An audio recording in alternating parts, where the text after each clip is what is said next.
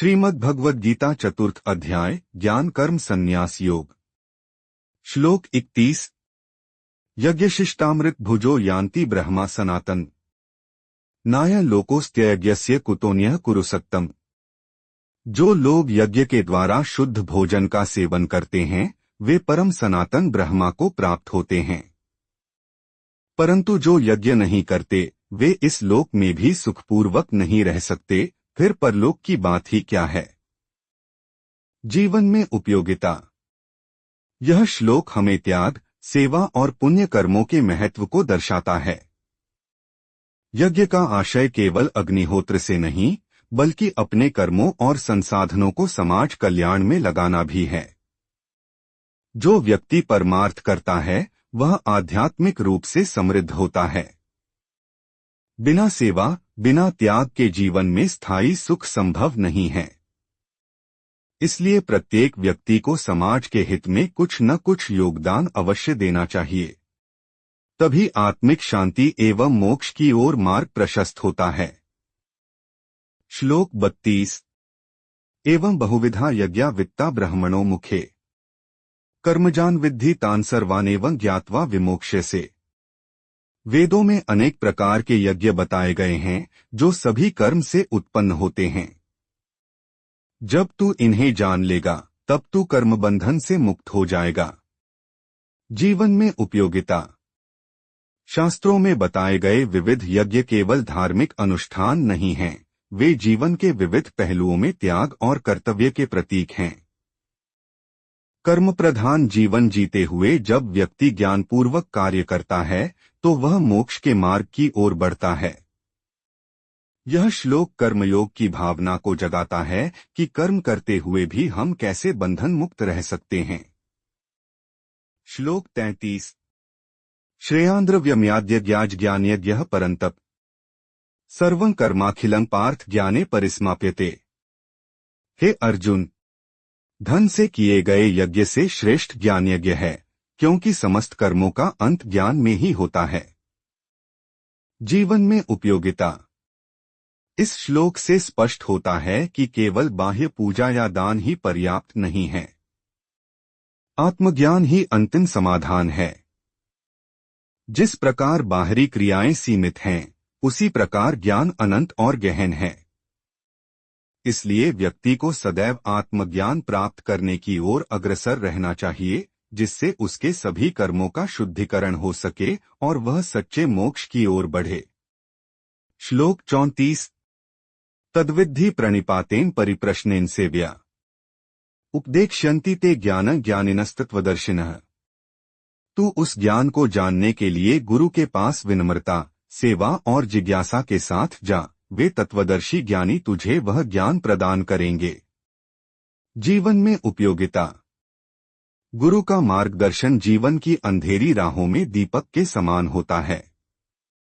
विनम्रता, सेवा और सीखने की ललक से ही सच्चा ज्ञान प्राप्त होता है। यह श्लोक हमें बताता है कि केवल किताबों से ज्ञान नहीं बल्कि अनुभवी और तत्वज्ञ गुरु से मार्गदर्शन लेना अनिवार्य है। आज के युग में भी हमें योग्य मार्गदर्शक की तलाश करनी चाहिए। श्लोक 35। यज्ञात्वा न पुनर्मोहमेवं यास्यसि पांडव येन भूतान्य शेषेन द्रक्ष्यस्यात्मन्यथो मयि। हे पांडव, उस तत्वज्ञान को जानकर तू फिर कभी मोह में नहीं फंसेगा और उस ज्ञान के द्वारा सभी प्राणियों को अपने आप में तथा मुझ में देखेगा। जीवन में उपयोगिता। यह श्लोक अद्वैत दर्शन को प्रकट करता है। जब व्यक्ति आत्मज्ञान प्राप्त कर लेता है तो उसे सभी में एक ही चेतना दिखाई देती है और मोहमाया समाप्त हो जाती है। इससे जीवन में करुणा, समभाव और एकता की भावना उत्पन्न होती है। यह ज्ञान सामाजिक और मानसिक शांति का आधार बनता है। श्लोक 36। अपि चेत्सि पापेभ्यः सर्वेभ्यः पापकृत्तमः सर्वं ज्ञानप्लवेनैव वृजिनः सन्तरिष्यसि। यदि तू सबसे बड़ा पापी भी हो तो भी ज्ञानरूपी नौका के द्वारा तू पापों के इस समुद्र को पार कर सकता है। जीवन में उपयोगिता। यह श्लोक प्रेरणा देता है कि अतीत चाहे जितना भी पापमय हो, ज्ञान और भक्ति से परिवर्तन संभव है। यह मनुष्य को आशा और पुनः आरंभ करने की शक्ति देता है। आत्मबोध और सच्ची श्रद्धा से व्यक्ति किसी भी स्थिति से उठकर दिव्यता की ओर अग्रसर हो सकता है। श्लोक 37 यथैधांसि समिद्धोऽग्निर्भस्मसात् कुरुतेऽर्जुन ज्ञानाग्निः सर्वकर्माणि भस्मसात् कुरुते तथा। हे अर्जुन, जैसे अग्नि ईंधन को भस्म कर देती है, वैसे ही ज्ञान की अग्नि सभी कर्मों को भस्म कर देती है। जीवन में उपयोगिता। ज्ञान का तेज इतना प्रभावी होता है कि यह जीवन भर के कर्मों के बंधनों को समाप्त कर सकता है। यह श्लोक सिखाता है कि आत्मज्ञान की प्राप्ति ही व्यक्ति को कर्मफल के चक्र से मुक्त कर सकती है। एक बार जब समझ आ जाए कि आत्मा अकर्ता है, तो जन्म जन्मांतर का बंधन टूटने लगता है। श्लोक 38 न हि ज्ञानेन सदृशं पवित्रमें विद्यते तत्स्वयं योग संसिद्धः कालेनात्मनि विन्दति। इस संसार में ज्ञान के समान कोई पवित्र वस्तु नहीं है, और योग में सिद्ध हुआ व्यक्ति समय आने पर इसे अपने अंतःकरण में अनुभव करता है। जीवन में उपयोगिता। यह श्लोक हमें ज्ञान की सर्वोच्चता का बोध कराता है।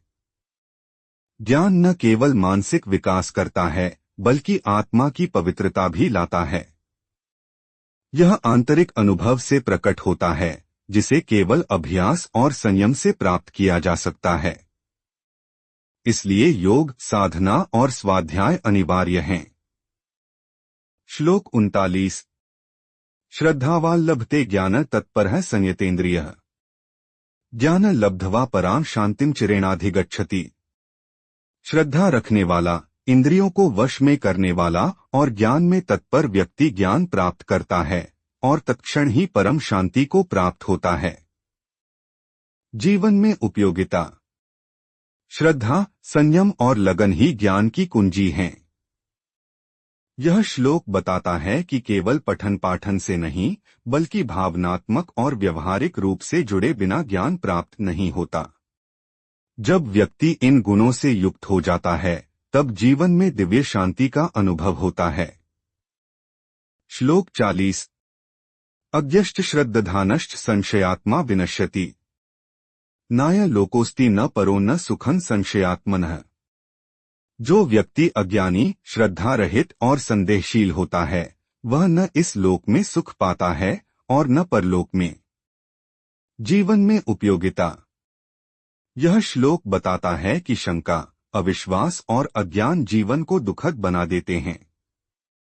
मन में यदि नकारात्मकता और संदेह हो, तो कोई भी कार्य सफल नहीं होता। विश्वास और ज्ञान ही सुख और उन्नति की राह हैं। इसलिए आत्मविश्वास और श्रद्धा के साथ आगे बढ़ना आवश्यक है। श्लोक 41 योग संन्यस्त कर्माण ज्ञान सन्निसंशयम् आत्मवंत न कर्माणि निबध्नन्ति धनंजय। हे धनंजय, जो योग में स्थित होकर कर्मों को त्याग चुका है और जिसका ज्ञान से संशय मिट गया है, उसे कर्म बंधन नहीं करते। जीवन में उपयोगिता। इस श्लोक से यह शिक्षा मिलती है कि जब व्यक्ति विवेकपूर्वक समर्पण भाव से कर्म करता है और फल की इच्छा नहीं रखता, तब वह बंधन से मुक्त होता है। आत्मज्ञानी व्यक्ति का प्रत्येक कर्म सेवा और समर्पण बन जाता है।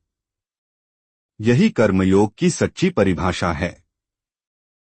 श्लोक 42 तस्माद् ज्ञान संभूतं हृत्स्थं ज्ञानासीनात्मनः छित्त्वैन संशय योगमातिष्ठोत्तिष्ठ भारत। इसलिए हे भारत, तू अपने हृदय में स्थित अज्ञान से उत्पन्न संशय को ज्ञानरूपी तलवार से काट दे और योग में स्थित होकर युद्ध के लिए उठ खड़ा हो। जीवन में उपयोगिता। यह श्लोक प्रेरणा देता है कि हमें अपने मन के संशय, भय और अज्ञान को समाप्त कर कर्मपथ पर अग्रसर होना चाहिए। जीवन में जो भी बाधाएं हैं, उनका समाधान ज्ञान से ही संभव है। हमें निर्णयात्मक होकर अपने धर्म और कर्तव्य की राह पर डटे रहना चाहिए। ओम नमो भगवते वासुदेवाय।